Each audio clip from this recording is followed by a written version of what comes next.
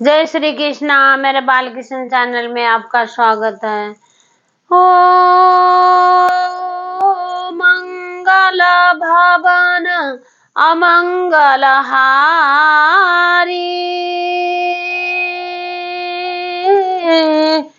द्रवहु सुदशरथ अजिर बिहारी। राम सिया राम जय जय राम। ओ हरि अनंत हरि कथा अनंता,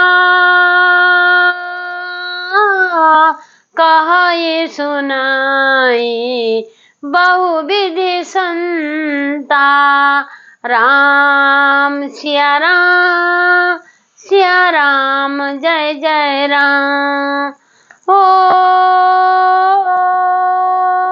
भीड़ बड़ी जब भक्तन पुकारे, दूर करो प्रभु दुख हमारे। राम सिया राम जय जय राम। जय सिया राम जय सिया राम। 9 दिन नवरात्रों के चलेंगे। माता रानी का घर में आना होगा और राम जी का तो जन्म ही इसी नवरात्रों में, नवरात्र नवमी वाले दिन हुए थे। राम जी का तो बहुत बड़े दिन है। राम जी से ही लीला शुरू है वैसे देखा जाए तो। इनके खानदान में दादा परदादों में इनके थे राजा दिलीप थे। जो राजा दिलीप ने एक दिन सोचा कि मैं क्यों इंद्रदेव को मिल के आता हूँ। इंद्रदेव को मिलने आए। जब इंद्रदेव को मिल के आए राजा दिलीप, तब एक गाय बछड़े पेड़ के नीचे अपने बछड़े के साथ खड़ी थी। गाय को बड़ी आस थी कि वो राजा दिलीप आ रहे हैं तो मुझे कुछ खाने के लिए देंगे। भूखी प्यासी थी बेचारी, भूखी थी गाय। गौ माता अपने बछड़े को दूध पिला रही थी। राजा दिलीप आए, उसको बड़ी आस हुई कि मुझे कुछ खाने के लिए देंगे। तो राजा दिलीप जब थे आए तो उन्होंने मतलब देखा तक नहीं, गौ माताओं की तरफ ध्यान नहीं दिया, बिल्कुल भी कुछ भी ध्यान नहीं दिया। तो फिर घर आ गए तो उनके घर में कोई औलाद नहीं थी। औलाद होना मतलब उसी गाय की वजह से था ये सब। तो जब आए तो जब राजा गए गुरु वशिष्ठ के आश्रम में गए। वशिष्ठ जी के आश्रम में गए और अरुंधति उनकी पत्नी थी वशिष्ठ की। तो गए गुरुजी के पास गए, जाके बोले कि गुरुजी हमारा कोई संतान नहीं है। राजा दिलीप भी गए, सुदक्षिणा उनकी पत्नी सुदक्षिणा भी गई, दोनों गए। तो बोले कि हमारे पास पुत्र नहीं है, पुत्र हमें कैसे होगा। तो बड़ा दुखी हो गया राजा। गुरुजी ने पूछा कि वशिष्ठ ने पूछा कि क्यों आए हो आज, कैसे आना हुआ आश्रम में।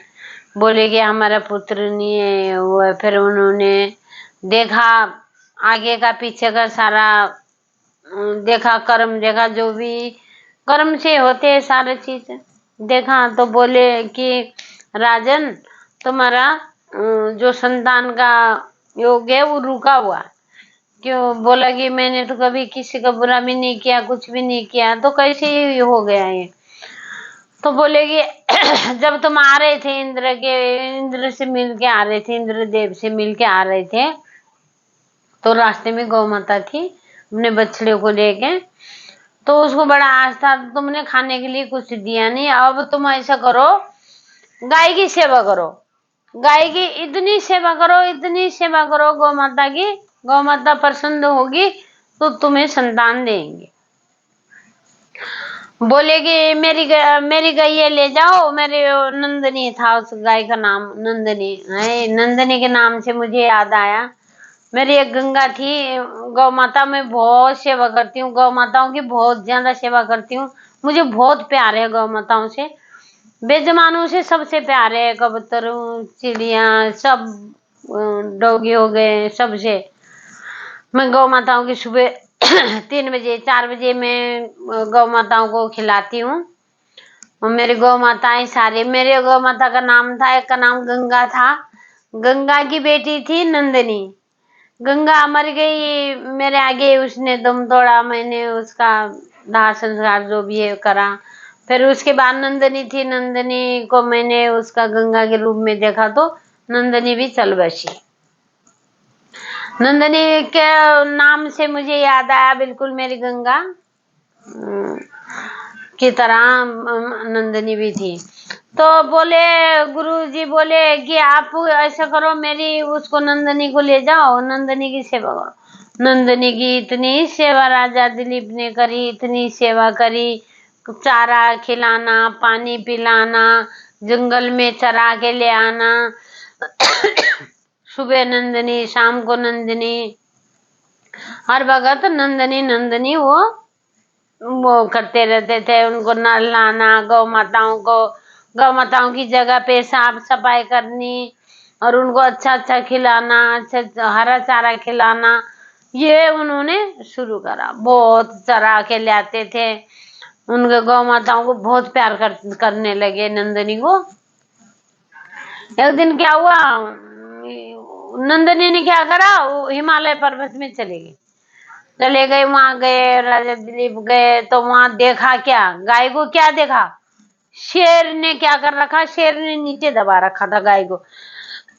ऊपर चढ़ा हुआ था शेर और नीचे दबा रखा था। तो राजा दिलीप ने देखा अब मैं क्या करूं, ये तो दबा दिया। तो अब मैं, जैसे उन्होंने हथियार भी नहीं उठा, जैसे उठाने बंदूक मारने के लिए सोची, शेर को मारने के लिए सोची, सारी शक्ति छिन्न हो गई। राजा दिलीप की सारी शक्ति क्षीण हो गई, बिल्कुल कुछ भी नहीं, उनके शरीर में जान ही नहीं रही बिल्कुल भी। वो चलाना, हथियार तो क्या चलाते, वो तो उठ ही नहीं पा रहे, दिख रहे ऐसे ही सुस्त हो गए। आप बोले कि अब क्या करूं मैं, अब नंदिनी को जान के बचाऊं कि मैं कैसे करूं, हे भगवान ये क्या हो गया, तो ये तो मार देगा गाय को। जब बोला, हार थक के बोला राजा दिलीप, हे शेर महाराज, आप इसको, गौ माता को मत खाओ, इसको मत खाओ, आप मुझे खाओ। मुझे चारा बना लो, मुझे खाओगे आप, इनको छोड़ दो। हाथ बड़ी विनती करने लगे, हाथ जोड़ने लगे। जब राजा दिलीप ने हाथ जोड़ा, जब प्रकट हुई वो गौ माता ने खुश होके बोला, राजन तुमने मेरी बहुत सेवा करी है, बहुत वो करी है, मैंने तो ये माया जाल से, मतलब माया दिखाई है आपको कि भाई आप मेरे लिए क्या क्या कर सकते हो, कितना प्यार करते हो, क्या करते हो।